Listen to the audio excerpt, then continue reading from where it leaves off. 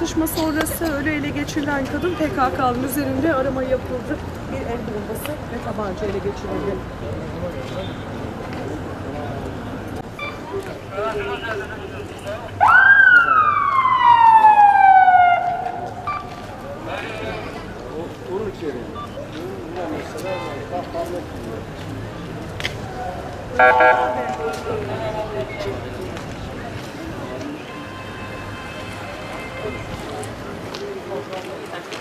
Girme çocuk. Çık oradan.